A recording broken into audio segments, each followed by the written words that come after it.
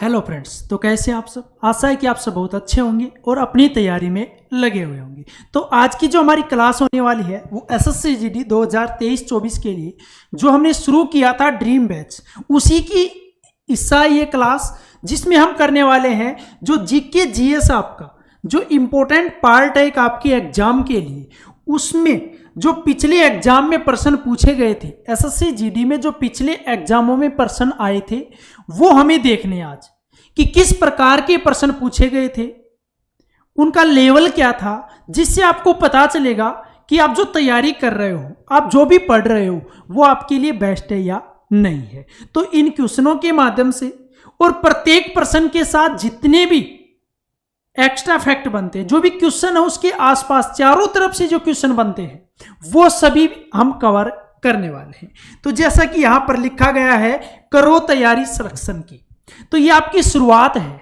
जो आपको सिलेक्शन तक पहुंचाएगी। तो इस तैयारी को जब तक आपका सिलेक्शन नहीं हो जाए तब तक छोड़ना नहीं है, ठीक है। तो शुरुआत करते हैं हमारे पहले क्वेश्चन से। तो देखिए पहला प्रश्न, देखिए यहां पर पहला प्रश्न हमारा कि स्किल इंडिया मिशन की अभिशासन परिषद की अध्यक्षता कौन करता है। किसकी बात कर रहे हैं? स्किल इंडिया मिशन की हम बात कर रहे हैं। उसकी जो अभिशासन परिषद है, उस परिषद की अध्यक्षता कौन करता है। सबसे पहले बात करें तो स्किल इंडिया मिशन की जो शुरुआत है वो कब की गई थी? 15 जुलाई 2015। कब की गई थी? 15 जुलाई 2015, ठीक है। ये सबसे ज्यादा इंपॉर्टेंट डेट है, याद रख लेना। साथ ही 15 जुलाई को विश्व युवा कौशल दिवस मनाया जाता है। क्या मनाया जाता है? विश्व युवा कौशल दिवस। ये कब मनाया जाता है? 15 जुलाई को मनाया जाता है विश्व युवा कौशल दिवस। अब बात आती है कि भारतीय कौशल संस्थान कहां पर है। IIS कहने का मतलब Indian institute of skill. Note कर लेना full form. Indian institute of skills कहने का मतलब भारतीय कौशल संस्थान। भारतीय कौशल संस्थान कहां पर है? कानपुर में। ये भी आपको पता होना चाहिए क्योंकि बात कर रहे हैं स्किल इंडिया के बारे में, तो इससे रिलेटेड जो भी फैक्ट बनते हैं वो सभी आपके क्लियर होने चाहिए। ऐसा भी हो सकता है पिछले एग्जाम में ये पूछा गया, इससे रिलेटेड कोई पॉइंट उठा ले एग्जामिनर, तो हमें वो प्रश्न गलत नहीं करना, वो सही ही करना है। तो स्किल इंडिया मिशन की बात कर रहे थे। अब प्रश्न पर आते हैं कि उसकी अभिशासन परिषद की अध्यक्षता कौन करते हैं? प्रधानमंत्री। ऑप्शन बी क्या होगा यहां पर? करेक्ट होगा। जो देश का प्रधानमंत्री होगा वो करेगा क्या? स्किल इंडिया मिशन की अभिशासन परिषद की अध्यक्षता करेगा। याद रखना शुरुआत कब हुई थी स्किल इंडिया मिशन की? 15 जुलाई 2015 को। विश्व युवा कौशल दिवस कब मनाया जाता है? 15 जुलाई को मनाया जाता है। IIS Indian institute of skills अर्थात भारतीय कौशल संस्थान कहां पर है? कानपुर में स्थित है, ठीक है। यहां तक समझ में आया? चलिए अगले प्रश्न पर। तो देखिए अगला प्रश्न, देखिए सदनम PV बालकृष्णन ने किस नृत्य शैली के लिए संगीत नाटक अकादमी पुरस्कार लिया था। किसकी बात कर रहे हैं हम? यहां पर हम बात कर रहे हैं सदनम PV बालकृष्णन। किसकी?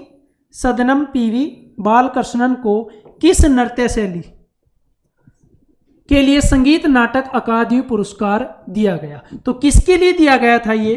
कथकली के लिए। किसके लिए? कथकली के लिए। देखिए इस प्रश्न को ध्यान से देखिए। हमारा पहले तो ऑप्शन हमारा क्या होगा? डी करेक्ट होगा। पहला ऑप्शन, पहला जो हमारा काम होता है प्रश्न का आंसर, वो हमारा हो गया। अब बात करते हैं किसके बारे में? सदनम PV बालकृष्णन को कथकली नृत्य शैली के लिए संगीत नाटक अकादमी पुरस्कार प्रदान किया गया। संगीत नाटक अकादमी पुरस्कार जो होता है वो कला के क्षेत्र में प्रदान किया जाने वाला प्रतिष्ठित पुरस्कार होता है। अब यहां पर देखिए बात करें इस इसमें जो हमने बात की तो लावणी है यहां पर आपका ऑप्शन। तो ये क्या है, लोक नृत्य है। किस राज्य का है, महाराष्ट्र का। किसका है, महाराष्ट्र राज्य का लोक नृत्य है। कौन सा, लावणी। इसके बाद भरतनाट्यम की बात करें तो ये तमिलनाडु का शास्त्रीय नृत्य है। शास्त्रीय नृत्यों की श्रेणी में आता है भरतनाट्यम। कहां का है, तमिलनाडु का। कुचिपुड़ी की बात करें, यह भी शास्त्रीय नृत्य है और ये आपका है आंध्र प्रदेश का। कहां का, आंध्र प्रदेश का। हो गए पॉइंट क्लियर। भारत में 8 शास्त्रीय नृत्य हैं जिनके बारे में आगे बात करेंगे, प्रश्न आने वाला इंपॉर्टेंट, उसी में उन सब को हम डिस्कस करेंगे। और शास्त्रीय नृत्य है इनका जो वर्णन मिलता है वो शास्त्रों में कहा, नाट्य शास्त्र में मिलता है। तो ध्यान रखना प्रश्न है कि सदनम पीवी बालकृष्णन को कथकली नृत्य शैली के लिए संगीत नाटक अकादमी पुरस्कार प्रदान किया गया। और कथकली की बात कर ली, ये कहाँ का है, ये आपका केरल राज्य का। किस राज्य का, केरल राज्य का। कथकली भी एक शास्त्रीय नृत्य है। लावणी इंपोर्टेंट है, लोक नृत्य है। किसका, महाराष्ट्र का। कुचिपुड़ी शास्त्रीय नृत्य है, आंध्र प्रदेश। भरतनाट्यम तमिलनाडु, कथकली केरल। हो गए पॉइंट क्लियर। अगला देखिए, अगला प्रश्न क्या है कि मानव शरीर में भोजन एक सतत नली से गुजरता है। जो मानव शरीर है उसमें भोजन जो एक सतत नली से गुजरता है, रिक्त स्थान से प्रारंभ होकर गुदा तक जाता है। अब प्रश्न ये पूछा गया है कि कहां से प्रारंभ होता है और गुदा तक जाता है। तो ऑप्शन देखिए, मुख गुहिका, ग्रास नली, अमाशय और मलाशय। तो हमारा ऑप्शन ए यहां पर क्या होगा, करेक्ट होगा। ऑप्शन ए करेक्ट होगा। देखिए जो प्रोसेस है भोजन की उसके बारे में हम बात करते हैं। कहां से शुरू होता है, मुख गुहिका से प्रारंभ होता है, फिर जाता आपका ग्रसनी में, फिर आपका ग्रास नली में, फिर आपका अमाशय, उसके बाद आपकी छोटी आंत बड़ी आंत दोनों आ गई, और उसके बाद आपका मलाशय या गुदा तक जाता है। ये होती है भोजन की प्रोसेस। कहां से शुरू होता है, मुख गुहिका से प्रारंभ होता है, ग्रसनी से होता हुआ ग्रास नली, फिर अमाशय, फिर छोटी आंत बड़ी आंत और फिर मलाशय। ये थी भोजन की प्रोसेस, किस प्रकार से भोजन चलता है। इसके बाद बात करें, देखिए मुख गुहिका में जब भोजन जाता है तो उसी समय उसका वहां पर पाचन शुरू हो जाता है। क्यों, क्योंकि जो लार होती है वो भोजन को मथने में सहायता करती है। मुख गुहिका में लार होती है जो भोजन को पचने में मथने में क्या करती है, सहायता करती है। अब बात करें, मुख में जो लार ग्रंथियां होती हैं वो लार स्रावित करती हैं। कौन सी ग्रंथियां, लार ग्रंथियां। इन लार में क्या होता है, 99% आपका जल होता है। जो लार स्रावित होती है इन लार में 99% जल होता है और 1% आपका एंजाइम पाए जाते हैं। लार में क्या पाया जाता है, 99% जल और 1% एंजाइम पाए जाते हैं। ये पॉइंट जरूर ध्यान रख लेना। यहां तक क्लियर, पता चल गया आपको आंसर कि कौन सा आपका आएगा आंसर। अगला प्रश्न देखिए, इंपॉर्टेंट प्रश्न है। इससे रिलेटेड मैंने पहले भी आपको करवाया था लेकिन वो सेम प्रश्न नहीं है, थोड़ा सा उसके हटके प्रश्न है। देखिए, महात्मा गांधी की नई श्रृंखला के 50 रुपए के बैंक नोट का रंग क्या है, आधार रंग क्या है।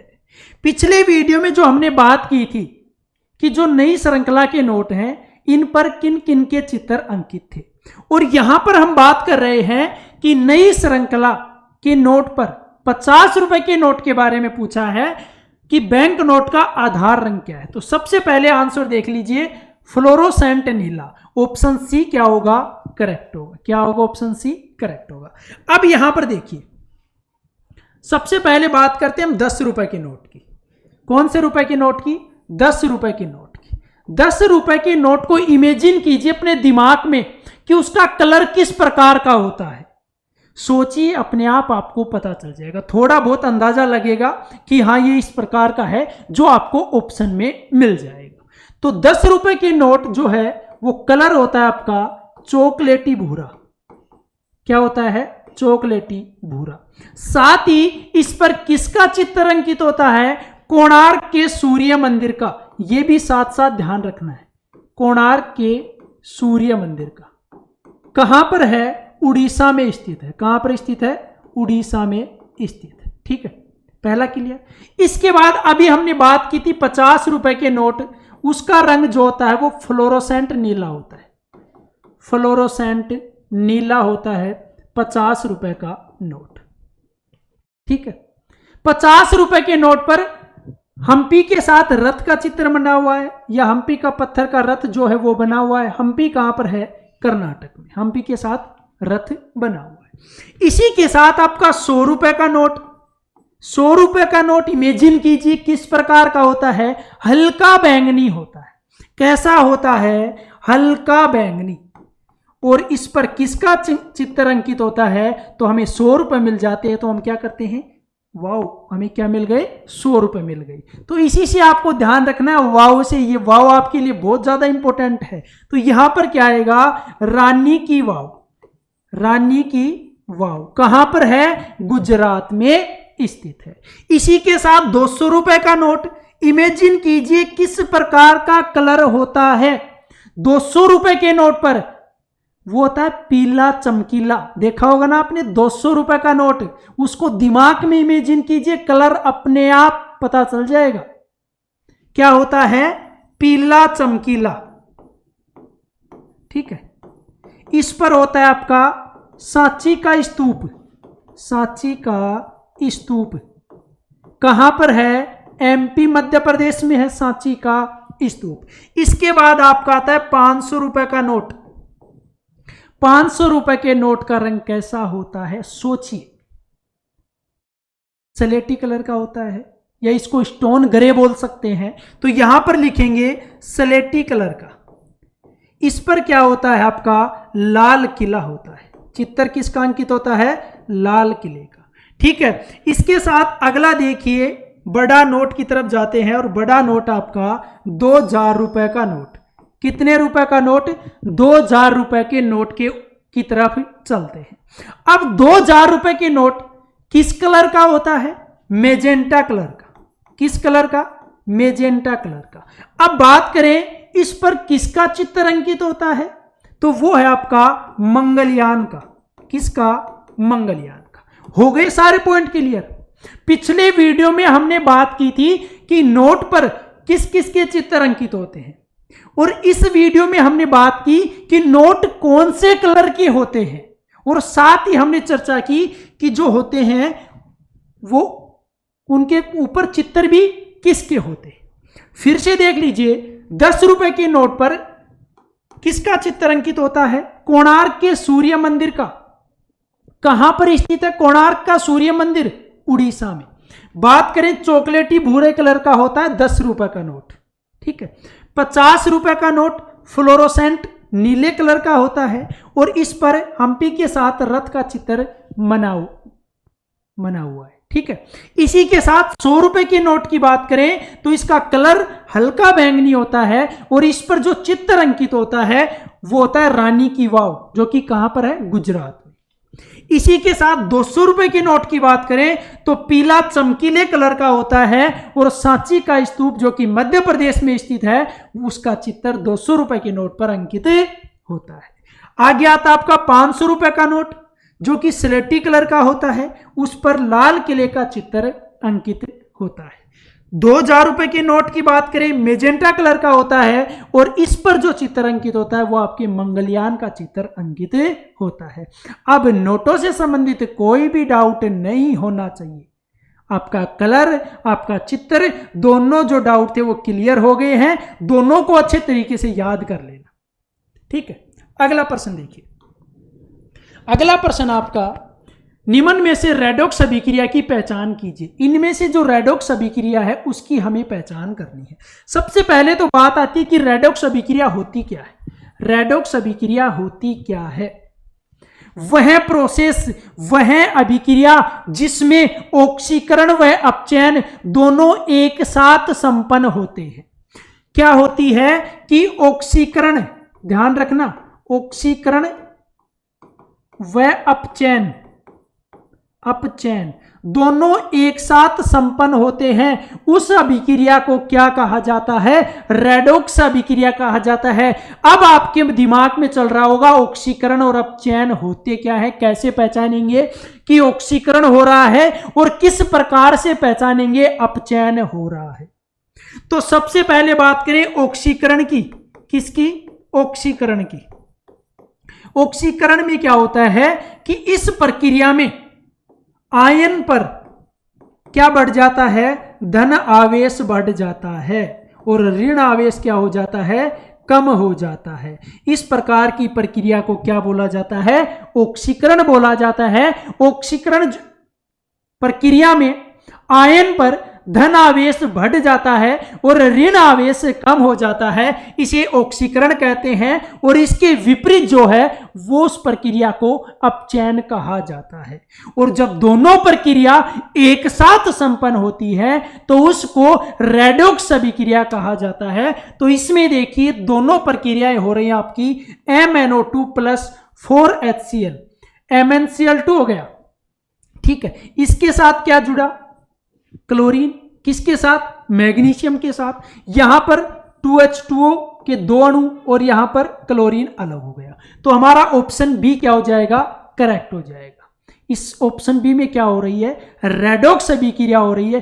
कहने का मतलब इस अभिक्रिया में दोनों ऑक्सीकरण और अपचयन दोनों साथ साथ हो रहे हैं।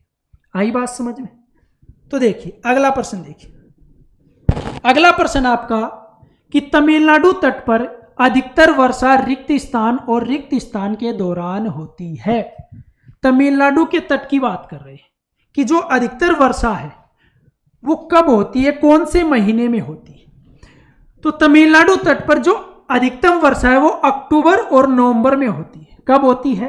अक्टूबर और नवंबर में। देखिए अक्टूबर से नवंबर में ग्रीष्म वर्षा ऋतु से ये चलता है। देखिए कहां से चलता है? ग्रीष्म वर्षा ऋतु से शीत ऋतु की तरफ, शीत ऋतु की तरफ। इस समय ये समय चलता है, ये काल होता है, ये परिवर्तन होता है।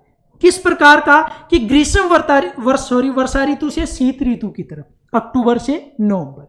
और इसी को कहते हैं मानसून की वापसी। मानसून की वापसी जो होती है वो इसी समय होती है। तो यहां पर तमिलनाडु तट पर जो वर्षा होती है वो कब होती है? अक्टूबर और नवंबर के महीने में, ठीक है। अगला प्रश्न देखिए। जनगणना 2011 के अनुसार भारत में सर्वाधिक महिला साक्षरता दर वाले राज्य का नाम बताइए। जनगणना की बात करें 2011 की, इसके ऊपर मैं आपके लिए एक वीडियो लेके आऊंगा अलग से, क्योंकि बहुत ज़्यादा इंपॉर्टेंट है जनगणना 2011। इसमें क्या है कि 2011 के अनुसार भारत में महिला साक्षरता दर वाले राज्य का नाम बताइए। सबसे ज़्यादा महिला साक्षरता भारत के कौन से राज्य में, किस में है? केरल में। ऑप्शन बी करेक्ट होगा। ऑप्शन बी क्या होगा? करेक्ट होगा। अब बात करें कि भारत की साक्षरता दर कितनी है। भारत में जो साक्षरता दर है वो आपकी है 74.04%। कितनी है? 74.04% भारत में क्या है? साक्षरता दर है। और यहां पर प्रश्न में क्या पूछा है? प्रश्न में पूछा है कि भारत में सर्वाधिक महिला साक्षरता दर केरल राज्य में, और केरल में जो साक्षरता दर है वो 93.91 है। 93.91% है साक्षरता दर। किसमें? केरल राज्य। ठीक है। इसी के साथ केरल में पुरुष साक्षरता दर की बात करें तो वो आपकी 96.11%। 96.11% किसकी है? पुरुष साक्षरता दर। किसमें? केरल में। अब बात करें महिला साक्षरता दर की, किसमें? केरल राज्य में, तो वो आपकी है 92.07%। कितनी है? 92.07%। आई बात समझ में कि भारत में सर्वाधिक महिला साक्षरता दर केरल राज्य में है, और केरल की साक्षरता दर, टोटल साक्षरता कितनी है? 93.91%। पुरुष की बात करें केरल में तो 96.11% पुरुष साक्षरता दर है। किसमें? केरल राज्य में। महिला साक्षरता दर की बात करें 92.07% है केरल राज्य में। और भारत में साक्षरता दर की बात करें तो वो आपकी है 74.04%। इसके ऊपर हम एक अलग से वीडियो में बात करने वाले हैं 2011 की जनगणना के ऊपर, क्योंकि एक इंपॉर्टेंट टॉपिक है, यहां से प्रश्न आपको अवश्य देखने को मिलेगा। तो चलिए अगला प्रश्न देखिए। महाशिवरात्रि हिंदू देवता भगवान शिव के सम्मान में हिंदू माह में मनाई जाती है। तो कौन से हिंदू माह में मनाई जाती है? फाल्गुन में। कौन से में? फाल्गुन में। ऑप्शन सी क्या होगा? करेक्ट होगा। जो महाशिवरात्रि है वो हिंदू देवता भगवान शिव के सम्मान में कौन से हिंदू माह में? फाल्गुन माह में मनाई जाती है। सभी करते हैं महाशिवरात्रि का व्रत जो किया जाता है। इसमें क्या होता है कि जो शिव के भक्त होते हैं, अपन क्या करते हैं उस दिन शिव जी का व्रत रखते हैं और मंदिर में जाते हैं, जो बेल पत्र होते हैं, पुष्प, गाजर वगैरह, ये क्या करते हैं पूजा अर्चना करने के बाद शिव जी को समर्पित करते हैं। तो ये क्या होता है हमारे महाशिवरात्रि में हिंदू माह, कौन से हिंदू माह? फाल्गुन में ये मनाया जाता है। ठीक है, अगला प्रश्न देखिए। बैडमिंटन में प्रत्येक खेल में अर्थात प्रत्येक गेम में कितने अंक होते हैं? किसकी बात कर रहे हैं? बैडमिंटन की हम यहां पर बात कर रहे हैं। तो बैडमिंटन में प्रत्येक गेम में जो प्रत्येक गेम होता है वो कितने अंक का होता है? 21 अंक का होता है। और इसमें 21 अंक के 3 गेम होते हैं। कितने गेम होते हैं? 3 गेम होते हैं। जो 2 गेम जीत जाता है वो ये टूर्नामेंट जीत जाता है। 21 अंक के कितने होते हैं? 3 गेम होते हैं। और बैडमिंटन की बात करें, इंटरनेशनल बैडमिंटन फेडरेशन, देखिए इंटरनेशनल जो इसकी सर्वोच्च संस्था है, इंटरनेशनल बैडमिंटन फेडरेशन, इसकी स्थापना कब हुई थी? 1934 में हुई थी। कब हुई थी? 1934 में। बैडमिंटन की जो सर्वोच्च संस्था है इंटरनेशनल बैडमिंटन फेडरेशन, उसकी जो स्थापना है वो 1934 में हुई थी। ध्यान रखना, बैडमिंटन के प्रत्येक खेल में 21 अंक का गेम होता है और ये 3 गेम होते हैं 21 अंक के। ये जरूर ध्यान रखना है। ठीक है, अगला प्रश्न देखिए। अगला प्रश्न आपका, निम्नलिखित में से कौन ब्रिटिश भारत में भारतीय सिविल सेवा में भर्ती होने वाले पहले भारतीय थे? किसकी बात कर रहे हैं? सिविल सेवा की बात कर रहे हैं।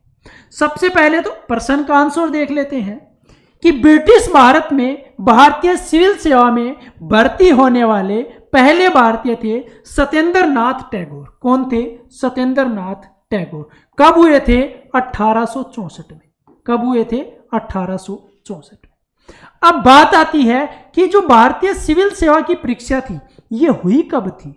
सबसे ज्यादा इंपॉर्टेंट फैक्ट है, कब हुई थी? ये हुई थी आपकी 1855 में। कहां पर?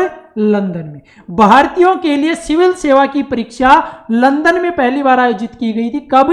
1855 में आयोजित की गई थी। ठीक है, आ गई बात समझ में। और बात करें कि भारतीय सिविल सेवा का जो जनक है वो किसको कहा जाता है? चार्ल्स कॉर्नवालिस को कहा जाता है। किसको कहा जाता है? चार्ल्स कॉर्नवालिस को कहा जाता है। अब ये 1855 में तो लंदन में आयोजित की गई भारतीयों के लिए सिविल सेवा की परीक्षा, लेकिन इलाहाबाद में भारत में जो पहली परीक्षा आयोजित की गई थी सिविल सेवा की परीक्षा, वो की गई थी इलाहाबाद में। कहां की गई थी? इलाहाबाद में आयोजित की गई थी। ठीक है, इलाहाबाद और लंदन में दोनों में उस समय ये आयोजित की गई थी। भारत में पहली बार इस परीक्षा का आयोजन हो रहा।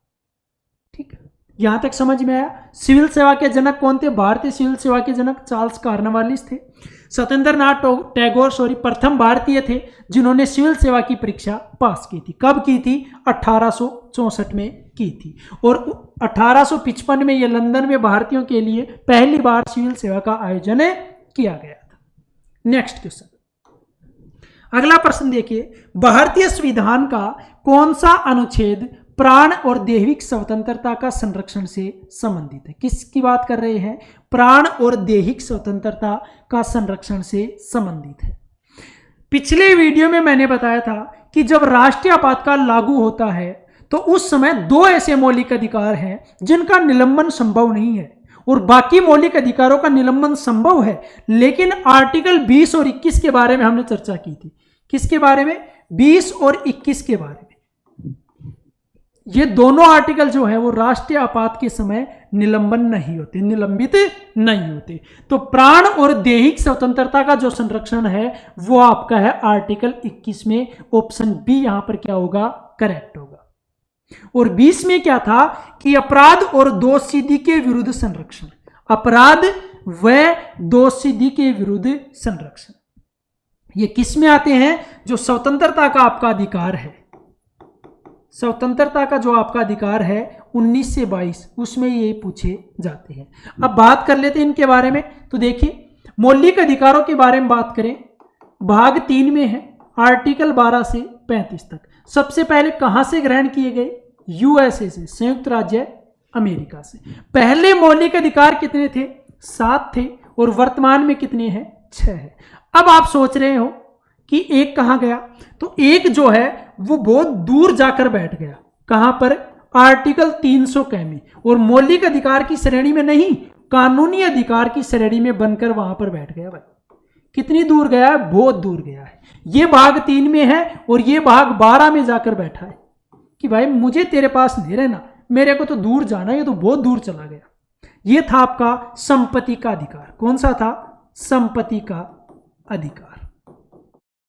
ठीक है, संपत्ति का अधिकार जो कि पहले मौलिक अधिकारों की श्रेणी में आता था, लेकिन इसको यहां से ले जाया गया, भाग 12 में बैठाया गया और कहा कि आप एक कानूनी अधिकार है, आप उस क्लास में मत जाओ, आपकी क्लास वो नहीं है, आपकी क्लास ये भाग 12 में आर्टिकल 300 का है, आप यहीं पर बैठिए।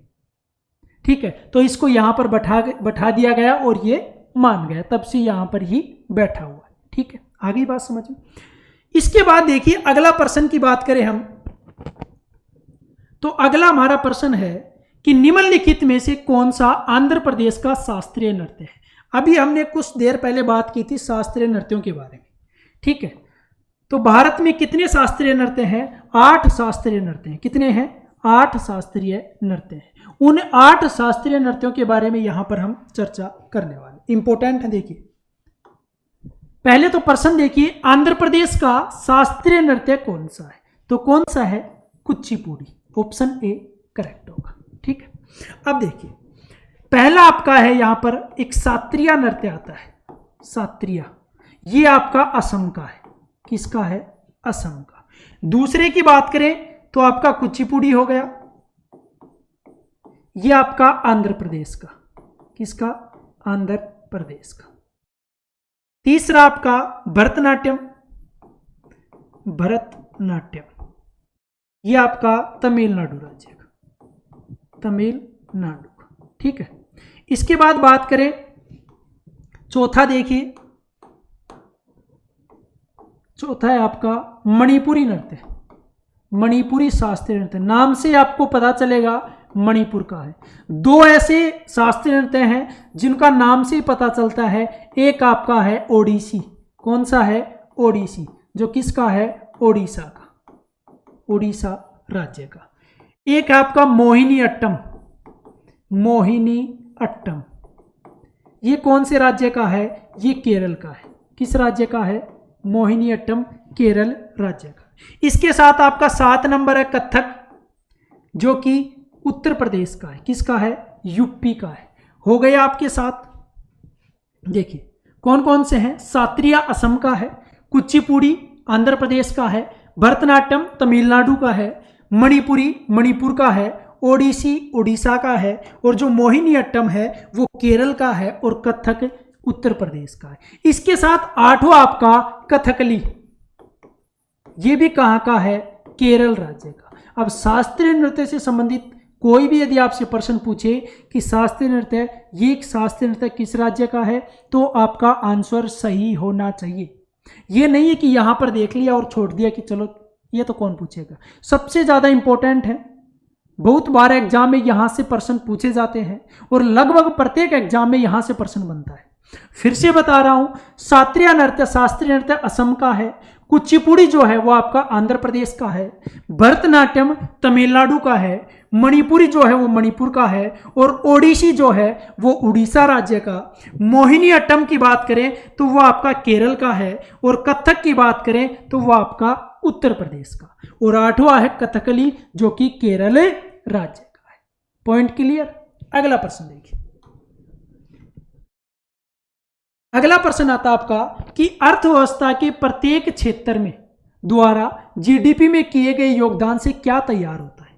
जो अर्थव्यवस्था है उस अर्थव्यवस्था के प्रत्येक क्षेत्र में, प्रत्येक जो क्षेत्र होता है उसके द्वारा जो जीडीपी है, जीडीपी का मतलब क्या है, ग्रोस डोमेस्टिक प्रोडक्ट अर्थात सकल घरेलू उत्पाद, सकल घरेलू उत्पाद, ये क्या होता है, इसकी परिभाषा देखिए कि किसी अर्थव्यवस्था में एक वर्ष के अंदर उत्पादित अंतिम वस्तुओं या सेवाओं का जो मूल्य होता है वो जीडीपी कहलाता है। और प्रश्न क्या है कि उस जीडीपी में किए गए योगदान से क्या तैयार होता है, तो वो आपका अर्थव्यवस्था का ढांचा तैयार होता है।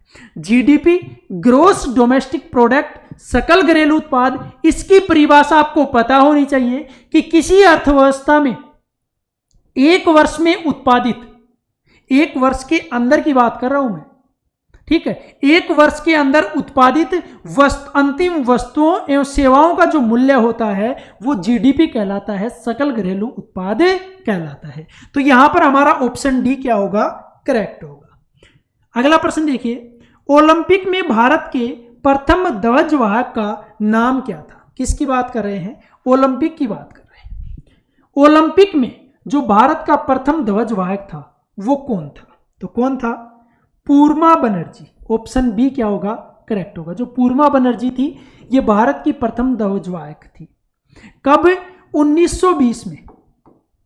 कब हुए थे, बेल्जियम में हुए थे, बेल्जियम के एंटवर्प में, एंटवर्प में ये ओलंपिक आयोजित हुए थे। उसमें जो भारत का प्रथम ध्वजवाहक थे वो कौन थे, पूर्णा बनर्जी थी। कौन थी, पूर्णा बनर्जी। ध्यान रखना कहां हुआ था, 1920 में बेल्जियम के एंटवर्प में आयोजित हुआ था। ठीक है, इसके बाद अगला प्रश्न है, हेन सांग के अनुसार नालंदा बौद्ध मठों के रिक्त स्थान नए प्रवेशकों से कठिन प्रश्न पूछते थे जिनका उत्तर देना बहुत कठिन होता था। ये क्या है, यहां पर हेन सांग है। क्या लिखा गया, हेन सांग। तो हेन सांग कहते हैं कि जो नालंदा बौद्ध मठ थे, उन नालंदा बौद्ध मठों के नए प्रवेश, उनमें जो नए प्रवेश करते थे, जो नए स्टूडेंट जाते थे, उनसे कठिन प्रश्न पूछे जाते थे। अब वो प्रश्न कौन पूछते थे, ये प्रश्न है यहां पर। जो द्वारपाल होते थे वो ये प्रश्न पूछते थे। ऑप्शन ए करेक्ट होगा। अब बात करें हेनसांग की, तो जो हेनसांग है ये हर्षवर्धन के शासनकाल में भारत आया था। हर्षवर्धन के शासनकाल में भारत आया था। हेनसांग को यात्रियों का राजकुमार, इसके जो उपनाम है वो आपको पता होना चाहिए, यात्रियों का राजकुमार।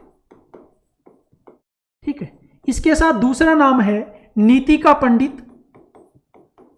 नीति का पंडित इसके उपनाम है, किसके, हेनसांग के। सबसे पहले तो आपसे प्रश्न पूछा जा सकता है कि हेनसांग जो था वो एक चीनी यात्री था। चीनी यात्री, तो आपसे प्रश्न पूछा जाएगा कि चीनी यात्री हेनसांग किसके शासनकाल के दौरान भारत आया था। तो यह आया था हेनसांग, हर्षवर्धन के शासनकाल के दौरान भारत आया था। हेनसांग को यात्रियों का राजकुमार और नीति का पंडित कहा जाता है। ठीक है, यह प्रश्न हो गया कि हेनसांग के अनुसार नालंदा बौद्ध मठों में नए प्रवेशियों से कठिन प्रश्न पूछे जाते थे, जो उनका उत्तर नहीं दे पाते थे वो कौन पूछते थे, वो द्वारपाल ये प्रश्न पूछा करते थे। ठीक है, इसके साथ अगला प्रश्न देखिए, घुमंतु पशुचारण में चरवाहे अपने जानवरों के साथ एक स्थान से दूसरे स्थान पर रिक्त स्थान और रिक्त स्थान के लिए निर्धारित मार्गों का भ्रमण करते थे। प्रश्न सीधा सीधा है कि जो घुमंतु पशुचारण में चरवाहे जो चरवाहे होते हैं वो पशुओं को एक स्थान से दूसरे स्थान पर ले जाते हैं। कहने का मतलब उनको घुमाते रहते हैं, भ्रमण कराते रहते हैं। क्यों करवाते रहते हैं, ये प्रश्न पूछा गया है। तो चारे और पानी के लिए ऑप्शन डी क्या होगा, करेक्ट होगा। आश्रय और चारे के लिए नहीं,